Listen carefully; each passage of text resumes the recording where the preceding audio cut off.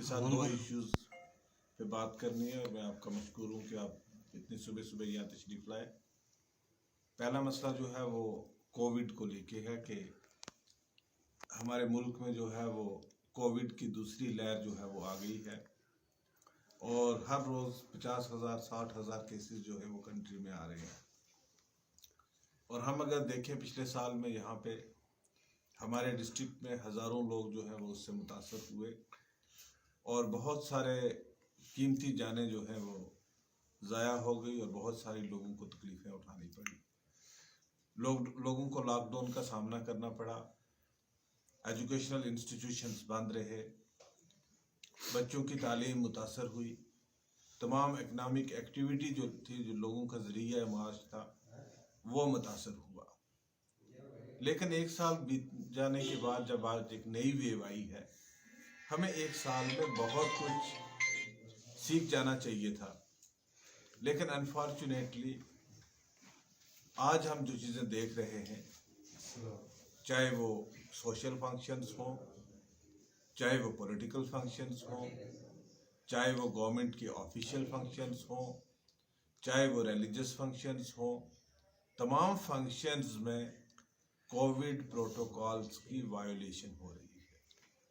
कोई मास्क कहीं पे नहीं पहना जाता, कोई सोशल डिस्टेंसिंग कहीं मेंटेन नहीं की जा रही है। एक इस किस्म का एटमॉस्फेयर जो लगता है कि जैसे कोविड ख़त्म हो चुका है। आप बैंक्स में चले जाएं, आप रिलीजियस प्लेसेस में चले जाएं, आप मार्केट में चले जाएं, आप ऑफिसेज में चले जाएं और आपके पास फोटोएजेस होंगी पिछले चंद दिनों की ही, जब से ये सेकंड वेव आई है। आप उससे अंदाज़ा कर सकते हैं कि हम लोग कितने सीरियस हैं इस कोविड को लेके। मैं आपके माध्यम से सरकार से और बिलखसूस रजौरी एडमिनिस्ट्रेशन से गुजारिश करना चाहूँगा कि जो ये कोविड इतना फैल रहा है, इसके लिए जो चीज़ें ज़रूरी हैं उन पे अमल किया जाए, जो नेशनल गाइडलाइंस है उनको इम्प्लीमेंट किया जाए लेफ्ट एंड सेपरेट। इससे पहले कि यहाँ पे और लोगों की जानें ज़ाया हों, इससे पहले कि यहाँ के लोगों की इकोनॉमिक एक्टिविटीज़ स्टॉप हों, इससे पहले कि यहाँ के स्कूल्स बंद करने पड़े, इससे पहले कि यहाँ के बच्चों की तालीम मुतासर हो और लोगों को इनकन्वीनियंस हो, और हम आज भी उसके लिए प्रिपेयर्ड नहीं हैं। दूसरी बात मैं कहना चाहूँगा सरकार से और पर्टिकुलरली डिस्ट्रिक्ट एडमिनिस्ट्रेशन से कि यहाँ पे जो वैक्सीनेशन है, वैक्सीनेशन का बहुत अभी तक वैसा रिस्पांस नहीं है जैसा बाकी डिस्ट्रिक्ट्स में और बाकी स्टेट्स में नज़र आता है। वैक्सीनेशन को एक्सपीडाइट करने की ज़रूरत है ताकि हम इस लहर से रुक सकें। एक तो ये इशू था। दूसरा इशू जो है वो सैंड माफिया को लेके है, जो लोगों को माइनिंग की प्रॉब्लम्स आ रही हैं। बहुत बदकिस्मती की बात है, जम्मू कश्मीर एक ऐसी मुल्क में वाहिद रियासत है जहां हर आदमी को अपना घर मुयस्सर है।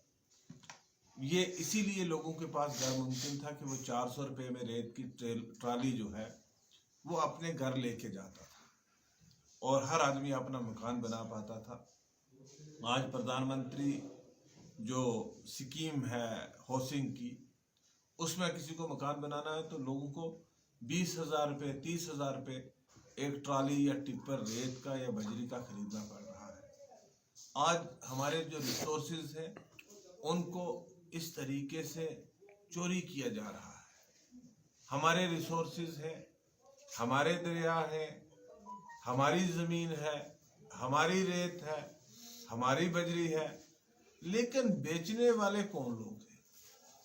आज हमारे रिसोर्सेज हमें इतने इतने पे पैसों पे खरीदने पड़ते हैं। ये एक बड़ी बदकिस्मती की बात है। जो माइनिंग ब्लॉक्स ऑक्शन किए गए, पहले ये भी कहा गया था, हमने एलजी साहब से भी गुजारिश की थी कि जो माइनिंग ब्लॉक्स आप देते हैं ये लोकल पंचायत को दें। अगर कोई रेवेन्यू जनरेट होता है तो वो लोकल पंचायत को दें। वो लोकल पंचायत जो है वो उसको अपने उन रिसोर्सेज पे इस्तेमाल करे, अपनी डेवलपमेंट पे इस्तेमाल करे, अपनी एफॉरेस्टेशन पे इस्तेमाल करे, ताकि वहाँ का जो इन्वायरमेंट है वो भी ख़राब ना हो सके और लोगों को सस्ते दामों पर रेत और बजरी मिल सके। आज डेवलपमेंट के काम जो है वो रुके पड़े हैं, आरबीएम मिलता नहीं है, एक एक्सटॉर्शनिज्म पूरी स्टेट में चल रहा है माइनिंग माफिया के नाम पे। हम बड़े माफियाज के नाम सुनते थे, लेकिन माइनिंग माफिया का नाम हमने कभी सुना नहीं था। पहली बार हम रियासत जम्मू कश्मीर में माइनिंग माफिया का नाम सुन रहे हैं, जिससे एक आम आदमी की कमर तोड़ के रख दी है। जो पीसीएल लेके मकान बनाता है उसकी कमर तोड़ के रख दी है। एक मजदूर जो मजदूरी करके अपने 2 कमरे खड़े करना चाहता है उसकी कमर तोड़ दी है। और अल्टीमेटली इसका इम्पैक्ट जो है वो हमारे जो बजटेड वर्क्स हैं उन वर्क्स पे भी होगा, क्योंकि कॉस्ट एस्केलेशन जो है वो ज़्यादा हो जाएगी, कामों की कॉस्ट बढ़ जाएगी, अमाउंट कम होंगे, हमारे काम भी जो है वो पाए तकमील तक नहीं पहुंचेंगे।